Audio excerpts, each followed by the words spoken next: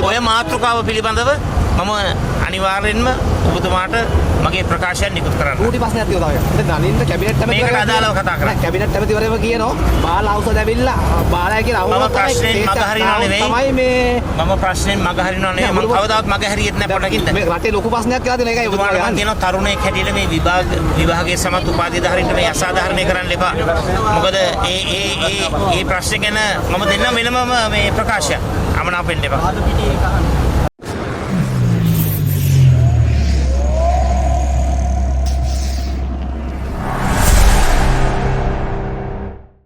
හදන්නලු cake හදන්න ඕක තමයි. අපි ඩිග්‍රියක් ගත්තේ මල් පෝච්චි හදන්න නෙමෙයි. එන අපි A level වලින් මේ තැනට යමු වෙනවා. දැන් ජනාධිපතිතුමා පාර්ලිමේන්තුව අයවැයේදී කිව්වා විභාගේ පාස් වෙලා එන්න රස්සා දෙනවා කියලා. අපි පාස් වෙලා අපි ආවා. දැන් අපි ආයිත් දැන් දෙනවද? දැන් අහන්න තියෙන්නේ ඒකයි. 2023 විභාගයට මුහුණ දීලා සමත් වෙච්ච 1500ක් පමණ සිටිනවා ගුරු විභාගයේ සමත් උපාධිධාරීන්. බස්නාහිර පළාතේ මේ පත්වීම් ලබා දෙන්නටත් පුළුවන්. ඒ වගේම ප්‍රමාණවත් පුරප්පාඩුත් තිබෙනවා. එසේ තිබියදී අත් වශයෙන්ම මේ 1500ක් විභාගයේ සමත් වෙච්ච උපාධිධාරීන් මේ රජය කරන්නේ බලවත් අසාධාරණයි. විශේෂයෙන්ම මේ මාසේ 31 වෙනිදායින් පස්සේ මේ ගැසට් නිවේදනය අවලංගු වෙනවා. ඉතින් පළමුවෙන්ම මම කියන්න කැමතියි වර්තමාන රජයට වහාම මේ ගැසට් නිවේදනය දීර්ඝ කරන්න කටයුතු කරන්න.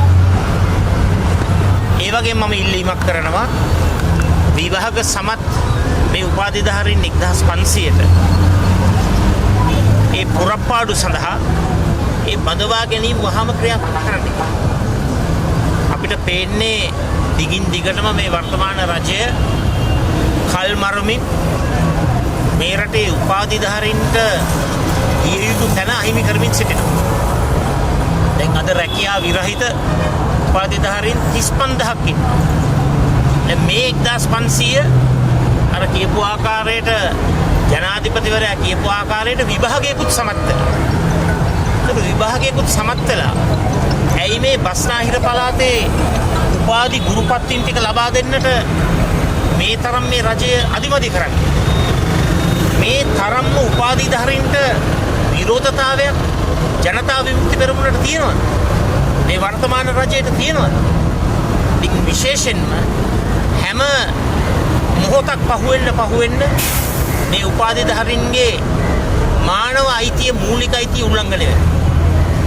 ඒ මන්ද කියතොත් නියමිත ආකාරයට විභාගෙත් සමත් වෙලා ප්‍රායෝගික පරීක්ෂණත් සමත් වෙලා මේ හැමදේම සමත් වෙලා මේ අයට ලැබිය යුතු පත්වීම් ටික ලැබෙන්නේ නැහැ. මේ 1500 වෙනුවෙන් යුක්තිය සාධාරණත්වය ඉෂ්ට කරන්නයි කියලා රජයෙන් ඉල්ලීමක් කරනවා.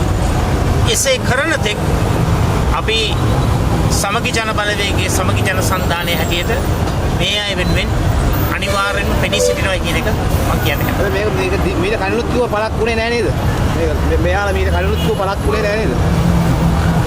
අත වශයෙන්ම මේ වර්තමාන රජයේ මට පේන ආකාරයට මේ කල්මරන්නේ ගැසට් නිවේදනයේ අවලංගු වෙනකම්. ගැසට් නිවේදනයේ අවලංගු වුණායින් පස්සේ මේ දූ දරුවන්ට හිමි වී තිබෙන අයිතිවාසිකම යම්කිසි නෛතික හේතුවකින් අහිමි වෙයි කියන බලාපොරොත්තු මත තමයි මේ කල්මරීමේ වැඩපිළිවෙල රජය ක්‍රියාත්මක කරන්නේ.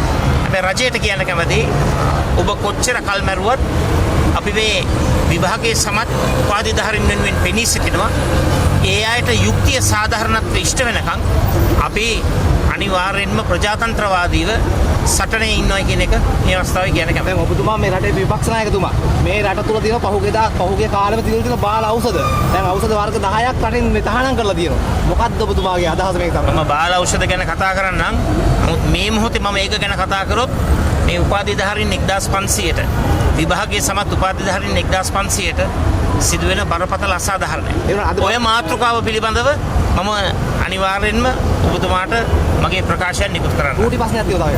දැන් නලින්ද කැබිනට් ඇමතිවරයා මේකට අදාළව කතා කරන්න. කැබිනට් ඇමතිවරයා කියනවා බාල ඖෂධ ඇවිල්ලා බාලයි කියලා මම ප්‍රශ්නෙන් මගහරිනව නෙවෙයි. තමයි මේ මම ප්‍රශ්නෙන් මගහරිනව නෙවෙයි. මම කවදාවත් මගහරියෙත් නැහැ පොඩකින්ද. මේ රටේ ලොකු ප්‍රශ්නයක් කියලා තියෙන එකයි ඔබතුමාට ඔබතුමාට මම කියනවා තරුණයෙක් හැටියට මේ විභාගයේ සමත් උපාධිධාරීන්ට මේ අසාධාරණය කරන්න එපා. මොකද ඒ ප්‍රශ්නේ ගැන මම දෙන්නම් වෙනමම මේ ප්‍රකාශයක්. අමනාපෙන්න එපා. එහෙම කියන්න එපා. අපිට කියන්න එහෙම කියන්න බෑ ඒගොල්ලොත් එක තරහ කරන්න යන්න එපා. අපි දැන් මම මෙයත් එක තරහක් නැහැ. හරිද? සහෝදරයා. එහෙනම් අපි ගිහලා